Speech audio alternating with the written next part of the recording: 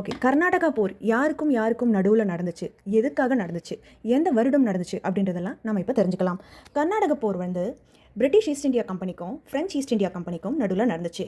ஏன்னா 2 பேரும் இந்தியாவுக்கு ட்ரேட் பண்ண வந்தவங்க தான். ஸோ அவங்க 2 பேரும் காம்படிட்டர்ஸா இருந்தாங்க. இந்தியாவுல யாருடைய பவர் வந்து அதிகமா இருக்கு, யாருடைய சுப்ரமசி அதிகமா இருக்கு அப்படின்னு காட்டுறதுக்காக நடந்த சண்டை தான் இந்த கர்நாடக போர். கர்நாடக போர் வந்து 1746லேருந்து 1763 வரைக்கும் நடந்துச்சு.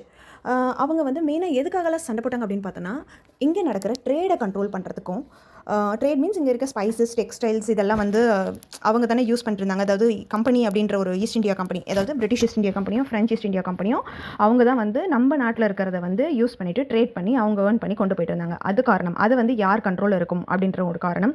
செகண்ட் வந்து பொலிட்டிக்கல் இன்ஃப்ளூயன்ஸை வந்து யாருக்கு வந்து அதிகமாக எடுத்துக்கலாம், இந்தியா ரூலர்ஸ்க்கு மேலே கண்ட்ரோல் எடுத்துக்கிறதுக்கு. இன்னொன்று வந்து மிலிட்ரி டாமினன்ஸ். ஸோ இதெல்லாம் வந்து எப்படி இவங்களால முடிஞ்சு, நம்ம நாட்டில் ரூலர்ஸே இல்லையா அப்படின்னு பார்த்தோன்னா, அந்த நேரத்தில் தான் முகலாய சாம்ராஜ்யம் வந்து சரிய தொடங்குச்சு. அப்போ வந்து ரீஜனல் பவர்ஸ்லாம் இருந்தாங்க. Nawab of Carnatic, Nizam of Hyderabad and Nizam of Marathas. Sorry, Nawab of Carnatic, Nizam of Hyderabad, Marathas இவங்கெல்லாம் இருந்தாங்க. ஸ்ட்ராங்காகவே இருந்தாங்க. ஆனால் தனித்து இருந்தாங்க, டிவைடடாக இருந்தாங்க. இதனாலேயே யூரோப்பியன் கண்ட்ரிஸ் வந்து நம்ம நாட்டுக்குள்ளே இன்வேட் ஆகிறதுக்கும், நம்மளுடைய பாலிடிக்ஸில் அவங்க வந்து இன்டர்ஃபியர் ஆகிறதுக்கும், அவங்களுடைய டெரிட்டரி, அதாவது அவங்க வந்து நம்ம நாட்டை ஆள்ற எல்லையை விரிவுபடுத்துறதுக்கும் நாம்